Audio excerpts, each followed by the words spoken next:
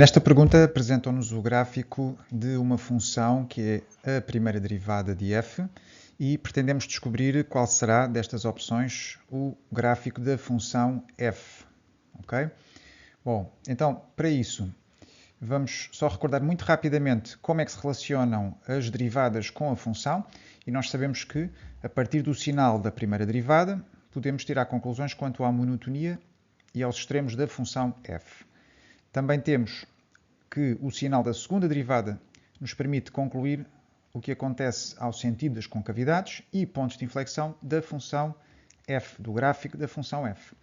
Agora, há uma outra análise que nos vai ser muito útil aqui neste exerc'ício, que relaciona estas duas funções. É menos habitual, mas o que acontece é que a função f2' é derivada, até podemos dizer que é a primeira derivada de f'. Então, se é esse o caso, esta análise que nós fazemos, que é sinal de uma derivada e a monotonia e extremos da função, também se aplica neste caso. Então, com isso, nós vamos agora olhar para o gráfico que temos e vamos tentar perceber, pensando na monotonia que temos aqui da função f', é verdade que é a primeira derivada de f, mas ela não deixa de ser uma função. Portanto, nós conseguimos analisar a monotonia desta função, o que significa que podemos concluir qual era o sinal da sua derivada. E a sua derivada é a segunda derivada. Então vamos a isso, vamos colocar numa tabela, o domínio era R, e agora vamos analisar aqui a monotonia, vamos pôr aqui, a monotonia de f', vamos tirar conclusões quanto ao sinal da sua derivada, e a sua derivada, por acaso, é a segunda derivada, e, finalmente, analisar as concavidades e pontos de inflexão da função, ou do gráfico da função f. Portanto, de menos infinito a mais infinito, vamos colocar agora aqui um ponto com a abscissa A, para podermos ter aqui uma referência na tabela, e vamos fazer uma coluna para o mesmo. Agora vamos analisar o que aqui temos. Primeiro, monotonia da função f', o que é que nós vemos a partir do gráfico? Ela é decrescente, e depois é crescente, passa ali por um mínimo. Ok. Agora, o sinal da sua derivada, que é a segunda derivada de f. Portanto, a sua derivada vai ser, onde ela era decrescente, a sua derivada será negativa. Onde ela era crescente, a derivada será positiva. Agora temos aqui um ponto importante. O que é que ocorre aqui? É um mínimo. Será que nós podemos concluir que então a sua derivada, que é o f2', é zero? Bom, podemos se existir derivada nesse ponto. E nós sabemos que existe. A segunda derivada existe também. Por exemplo, podemos pensar que, se quiséssemos, podíamos imaginar aqui uma reta tangente.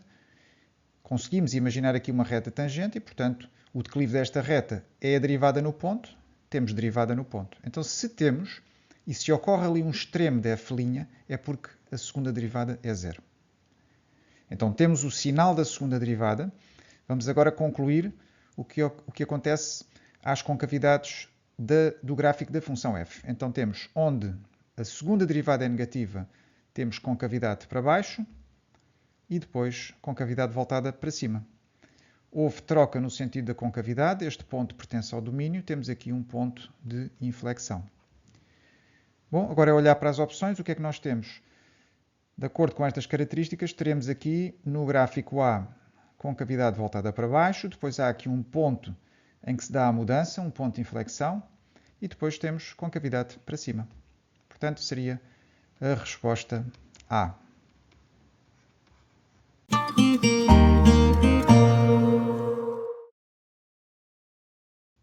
Temos agora uma pergunta que nos dá a função derivada f' de uma função f. Temos aqui a expressão, tem em domínio R, e o que é que nós temos? Para um determinado valor real de k, portanto temos k pertencente a R, existe uma reta tangente R, que tem a equação que aqui temos, y igual a 2x mais k. Ela é tangente ao gráfico da função f no ponto de ordenada 5. Portanto, também podemos colocar já aqui que temos um ponto de tangência cuja ordenada é 5. A abscissa não conhecemos, eu vou colocar, por exemplo, aqui um A. Portanto, seria A5. Okay? Convém, se calhar, também deixarmos aqui já um esboço da situação, que ajuda às vezes a perceber melhor que pontos são estes e que reta é esta. Portanto, temos uma função qualquer f, que não está ali sequer a sua expressão, e depois, para um certo ponto da abscissa A e de ordenada 5, nós vamos ter a reta tangente ao gráfico. Ora, esta reta é a tal reta R, que tem a equação 2x mais k. Agora, é importante saber que há uma relação entre o declive desta reta, que neste caso é 2, e a derivada no ponto. Portanto, a derivada, neste caso, num certo ponto da abscissa A, vai ser 2. Isto é uma informação que vai ser bastante importante. Ok? Então, queremos descobrir com esta pergunta o valor de k. Para isso, vamos precisar de descobrir em que ponto é que realmente passa esta tangente, ou seja, qual é aquele valor de A. Como é que fazemos isso? Vamos colocar aqui que vamos à procura de saber quando é que a derivada, a primeira derivada, é igual a 2, que é o declive da reta tangente. Então, temos a expressão da derivada, 4x sobre x ao quadrado mais 1, e vamos igualar a 2. Temos aqui uma equação com fração que tem este denominador com x, portanto vamos resolver pelo processo mais geral, vamos pôr tudo no primeiro membro e agrupar numa só fração. Para isso vamos pôr aqui o mesmo denominador, multiplicando por x ao quadrado mais 1. Ora, isto vai nos dar o quê? 4x, e distribuindo ali o menos 2, ficaria menos 2, x ao quadrado, menos 2 sobre x ao quadrado mais 1. Isto tudo igual a 0. Tendo uma fração igual a 0, o que é que acontece a seguir?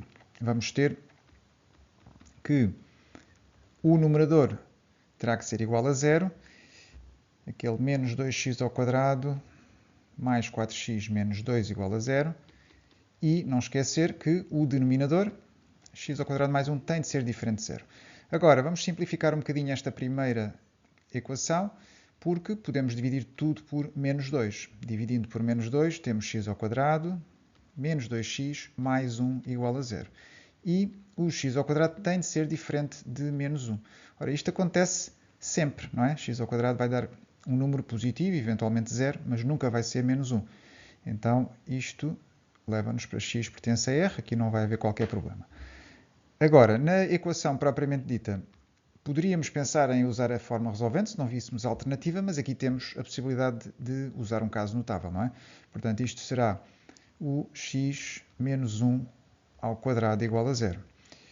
Desenvolvendo, para que aquele quadrado dê 0, a base, o x menos 1, terá de ser 0, o que nos vai dar x igual a 1. Então, já sabemos, neste momento, que temos um ponto de tangência de coordenadas 1, 5. Portanto, este 1 que descobrimos aqui era o que eu estava a designar por A. Então, tendo o ponto de tangência e tendo já a equação da reta tangente, embora não tenha o k, é o que nós queremos descobrir, agora podemos simplesmente substituir as coordenadas do ponto de tangência na equação que temos da reta tangente. Uma vez que esse ponto, que estaria aqui, pertence à reta e pertence também simultaneamente à função, claro. Mas para o que nos interessa agora, pertence à reta, vamos substituir as suas coordenadas. O y por 5 e o x por 1. E temos 5 menos 2 igual a k, ou seja, k é 3. Está feito.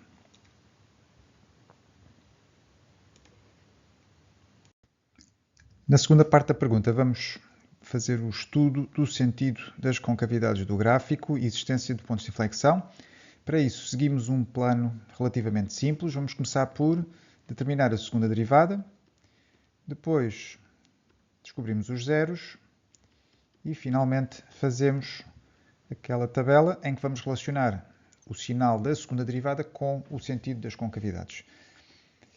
Vamos pegar então na função e vamos fazer a segunda derivada. Trata-se de um quociente, portanto vamos derivar com a fórmula da derivada do quociente. Podemos colocá-la aqui e será a derivada em cima vezes o denominador sem derivar e depois trocamos a de cima sem derivar e derivamos a de baixo.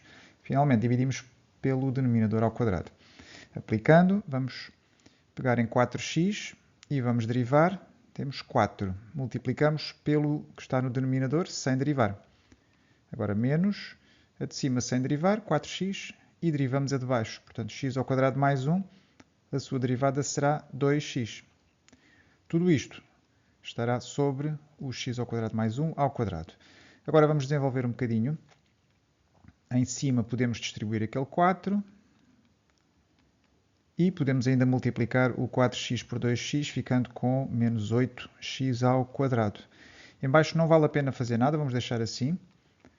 E finalmente vamos simplificar o que falta, ficando com menos 4x ao quadrado mais 4. Bom, se quisermos ainda poderíamos fazer mais uma simplificação. Podemos, por exemplo, fatorizar ali um bocadinho, pondo o menos 4 em evidência, não é? Ficando com x ao quadrado menos 1. Assim estamos já a adiantar um bocadinho o trabalho para depois descobrir os zeros. Segundo passo, então, vamos para os zeros. Os zeros da segunda derivada, que são determinados como? Tratando-se de um quociente, será o numerador todo igual a zero e o denominador, o x ao quadrado mais 1 ao quadrado, terá que ser diferente de zero. Então vamos por aqui, x ao quadrado menos 1 terá de ser igual a zero, não é? Tirando este menos 4 que está a multiplicar, podemos imaginar que passa a dividir, e para que aquela potência seja diferente de zero, então a base, x ao quadrado mais 1, terá de ser diferente de zero. Agora aqui é fácil, é só isolar o x ao quadrado e depois tiramos as raízes. Deste lado temos que o x ao quadrado é diferente de menos 1 e, portanto, isto é sempre verdadeiro, não é? Em R. Ok, temos então x igual a, e os zeros mais ou menos a raiz de 1. Agora sim vamos fazer a tabela. Esta tabela vamos colocá-la em termos de domínio de menos infinito a mais infinito. Vamos ter o quê? Queremos estudar o sinal da segunda derivada e queremos concluir sobre o sentido das concavidades do gráfico e, eventualmente, pontos de inflexão, não é? Portanto, temos então de menos infinito a mais infinito os zeros que são menos 1 e 1. Se houvesse algum ponto que não pertencesse ao domínio, então iríamos colocar também aqui uma coluna, por exemplo, se o domínio fosse R exceto, por exemplo, 3, iríamos colocar ali uma coluna para 3. Neste caso não acontece. Temos então os zeros que eram 0 aqui e aqui, no menos 1 e no 1. Agora precisamos do sinal da segunda derivada. A segunda derivada é composta aqui por vários elementos, mas podemos simplificar um bocadinho o estudo do sinal porque o denominador, aliás, é sempre positivo. Depois temos ali um elemento que é o menos 4, que é sempre negativo, claro. O que significa que o sinal do x ao quadrado menos 1 vai nos ajudar a perceber qual é o sinal de toda a segunda derivada, desde que depois se faça a devida troca devido a esta multiplicação por um negativo. Okay? Portanto, o que vamos fazer é estudar o x ao quadrado menos 1, o seu sinal. Então, vamos fazer já isso aqui. Portanto, vamos fazer aqui à parte. X ao quadrado menos 1 é uma parábola. Ou até podíamos fazer logo a expressão toda. Realmente também podemos fazê-lo já agora. O que é que eu quero dizer com isto? Vamos logo usar o menos 4x ao quadrado menos 1, que também é uma expressão de segundo grau, portanto também é uma parábola. Só que neste caso temos que ter o cuidado porque vai estar voltada para baixo. Então, estando voltada para baixo, tem os zeros no menos 1 e no 1, e o seu sinal será menos, mais e menos. Com isto, nós agora, sabendo que o denominador é sempre positivo, então o sinal vai ser dado pelo que ali estudamos com a parábola, não é? Portanto, vamos ter menos, mais e menos. Tendo isto, vamos agora tirar as conclusões em relação às concavidades. O sentido das concavidades será então para baixo, neste intervalo, para cima e depois para baixo. Aqui, onde se dá a mudança do sentido das concavidades, temos pontos de inflexão, aqui e aqui. E agora basta só indicar aquilo que nos é pedido ali na pergunta. Vamos indicar os intervalos em que temos a concavidade para cima, portanto, o gráfico, eu não vou ter aqui muito espaço, vou abreviar um bocadinho, o gráfico de F tem, vou abreviar agora aqui, concavidade voltada para cima, e indicamos os intervalos, neste caso de menos infinito até, desculpem, isto é para cima, portanto é ao contrário, esta vai ser de menos 1 até 1, e voltada para baixo, e agora indicamos os outros dois intervalos. E agora de menos infinito a menos 1, fechado, e de 1 a mais infinito, aqui. Portanto, aqui também há uma questão.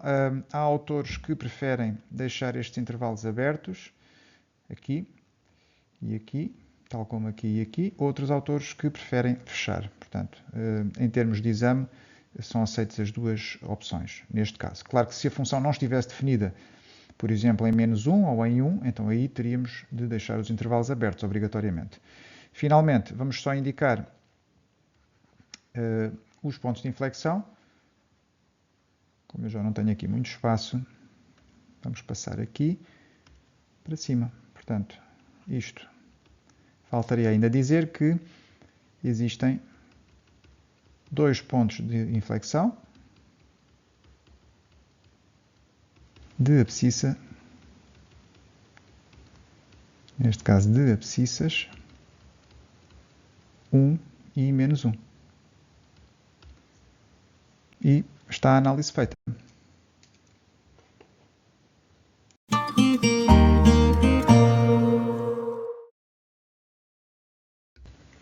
Nesta pergunta temos que mostrar que o gráfico de uma função polinomial de terceiro grau tem um e um só ponto de inflexão. Ok. Para isso precisamos de ter algo com que trabalhar, não é? Vamos criar aqui uma expressão que representa este polinómio, esta função. Por exemplo, portanto, terceiro grau, vamos ter um termo com o x ao cubo, com um certo coeficiente, que eu vou aqui designar por ax ao cubo, e agora vamos por aí bx ao quadrado mais cx mais d.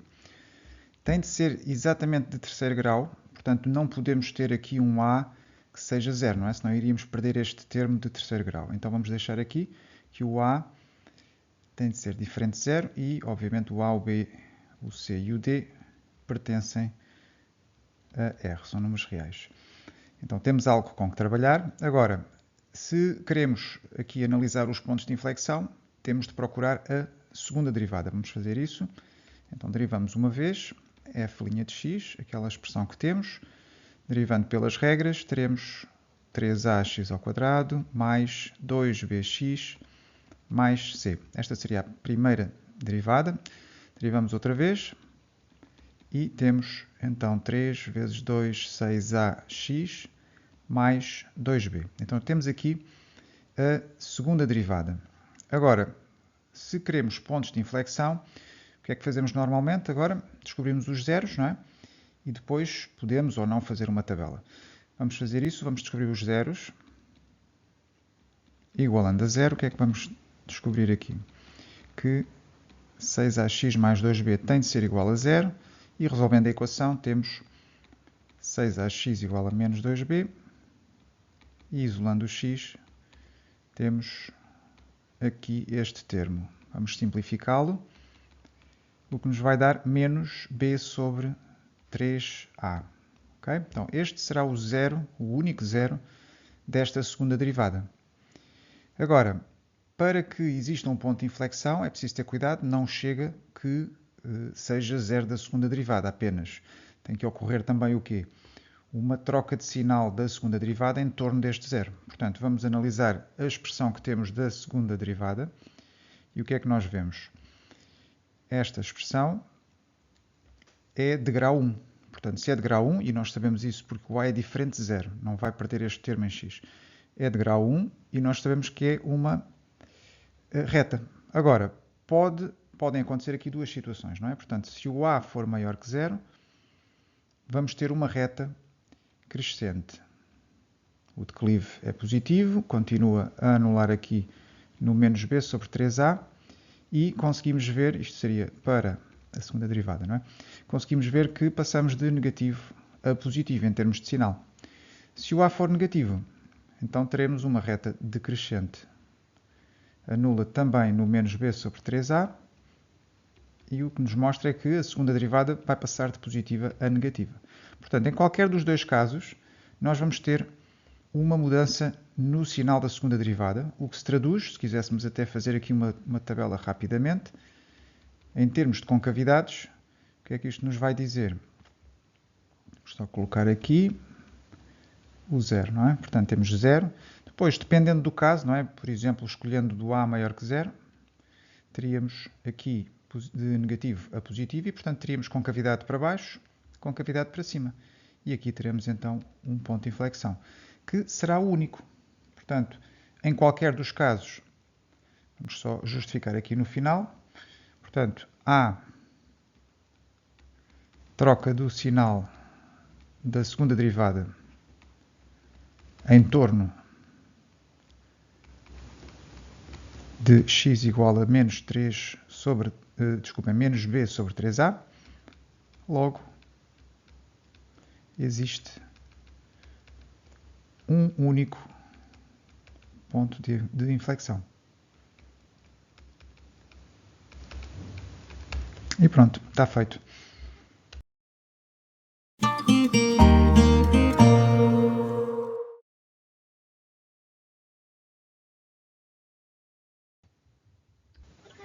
Agora tens aqui uma função f que tem domínio R+, e temos uma equação de uma assíntota ao seu gráfico. Pedem-nos um determinado limite. Ora, limites relacionados com assíntotas, nós conseguimos diretamente a partir da equação retirar algumas coisas, não é? Portanto, podemos a partir do m, do declive da equação da assíntota, retirar, por exemplo, que o limite, e agora aqui temos de ver em termos de x, vai tender para onde? Tendo em conta este domínio, que é de 0 a mais infinito, esta assíntota existe com o x a tender para mais infinito, não é? Portanto, este limite de f de x sobre x, nós sabemos que vai dar 3. O que é que podemos retirar também? Que o limite que está associado ao b, ou seja, para mais infinito de f de x menos, e agora será mx, mas o m sabemos que é 3, portanto será menos 3x, não é? Este limite é o b, e o b está ali, que é menos 6. Pronto, vamos deixar aqui estas duas informações. Poderíamos retirar ainda mais limites, mas para já estes dois vão ser suficientes. E agora vamos trabalhar um pouco aquela expressão do limite que nos é pedido e ver se conseguimos fazer aparecer algum destes limites, ou até os dois. Para isso, nós vemos ali, por exemplo, que poderíamos juntar isto tudo numa só fração. Vamos fazê-lo. Portanto, multiplicando por f de x, ficamos com x f de x menos 3x ao quadrado, tudo sobre f de x. Bom, começam a aparecer aqui alguns elementos que vão ser úteis. Temos um f de x aqui em baixo, temos ali x nestes dois termos, portanto, se calhar parece lógico, por exemplo, fatorizarmos o numerador. Vamos fazer isso.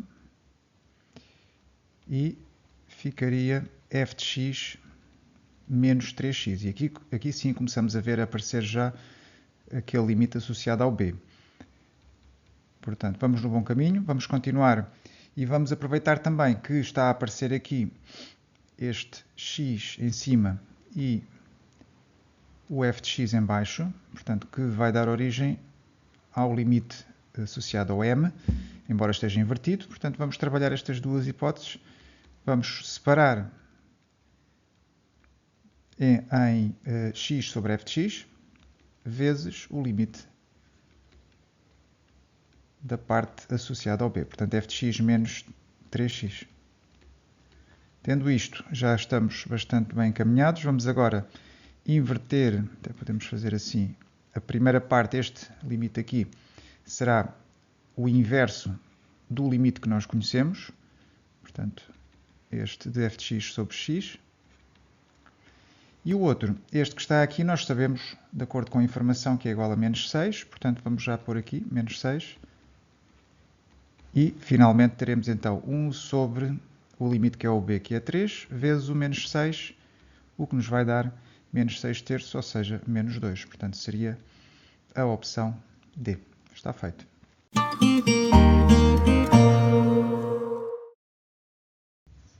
Nesta pergunta tens a função f dada por esta expressão, k menos x ao cubo, em que o k é um real positivo. O que é que temos mais? Queremos descobrir o conjunto de valores de k, para os quais o teorema de Bolzano-Cauchy permite tirar a conclusão de que existe um zero dentro do intervalo entre 0 e k. Ok? Então, precisamos de garantir que se aplicam as condições do teorema de Bolzano-Cauchy. Fazemos isso primeiro. Em relação à continuidade, a função é uma função polinomial, portanto f é polinomial,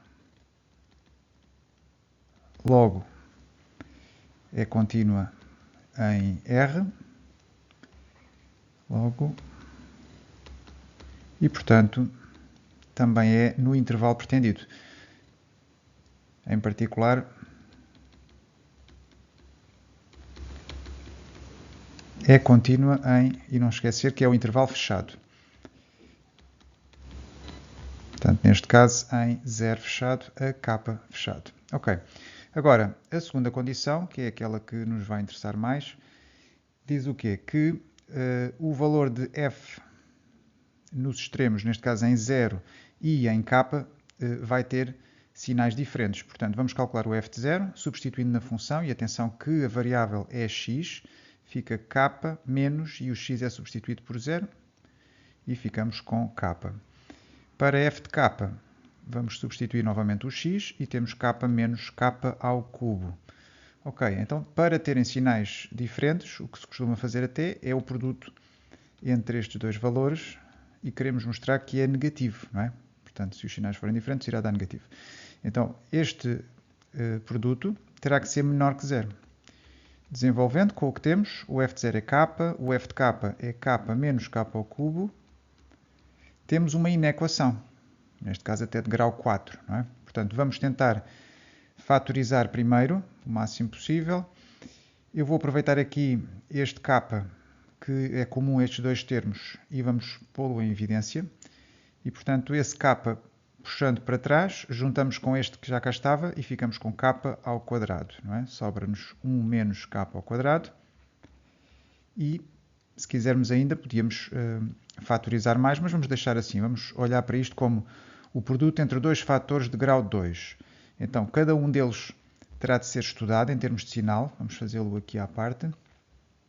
O k ao quadrado, que será uma parábola voltada para cima, apenas com um zero, que ocorre em 0, não é? Portanto, ele será sempre positivo. O 1 menos k ao quadrado será também uma parábola. Os zeros, não vale a pena perdermos muito tempo aqui com isso, mas seria 1 e o menos 1, igualando a 0 e, por exemplo, isolando o k ao quadrado. Okay? Portanto, só por aqui, 1 menos k ao quadrado igual a 0, iria dar k ao quadrado igual a 1, k igual a mais ou menos 1. Então, temos uma parábola voltada para baixo, neste caso, com dois zeros, em menos 1 e em 1. Então, em termos de sinal, será negativo, positivo e negativo. Tendo o estudo do sinal para cada um destes dois fatores, podemos agora estudar a expressão toda. Podemos fazer uma tabela, por exemplo. Para isso, vamos usar k aqui e os dois fatores que temos, o k ao quadrado e o 1 menos k ao quadrado. Finalmente, uma linha para o produto. Ok? Agora, atenção aqui, tens de colocar o k que faz sentido, portanto, neste caso o k é positivo, é um real positivo, vamos partir aqui do zero. Temos zeros em menos 1 e 1, o menos 1 está fora deste domínio, portanto, só vamos acrescentar 1, aqui uma coluna, e agora o k ao quadrado, que já tínhamos ali em cima, que seria sempre positivo. Vamos só bloquear aqui esta coluna. E, portanto, o k ao quadrado é sempre positivo. O 1 menos k ao quadrado, dentro do domínio que aqui temos, portanto, seria algures aqui o 0. Portanto, para a direita disto temos positivo, temos o 1 a dar 0 e depois temos negativo. Combinando os sinais, mais com mais na multiplicação, temos positivo, e mais com menos, que temos negativo. O produto aqui onde é 0 vai dar 0 também. Pronto, tendo a tabela já com o estudo todo do sinal, da expressão toda, vamos ver o que é que a inequação nos pede, que é quando é que é menor que 0. São esses os valores que nos interessam. Então, em termos de k, será menor que 0, aqui neste intervalo, que corresponde cá em cima a de 1 aberto, não é? Até, portanto, o k vai pertencer a 1 aberto a mais infinito. Portanto, desde que se escolha um k dentro deste intervalo, as condições do teorema de Bolzano-Cauchy vão estar garantidas e, portanto, pode-se garantir a existência do zero da função f no intervalo de 0 a k. Está feito.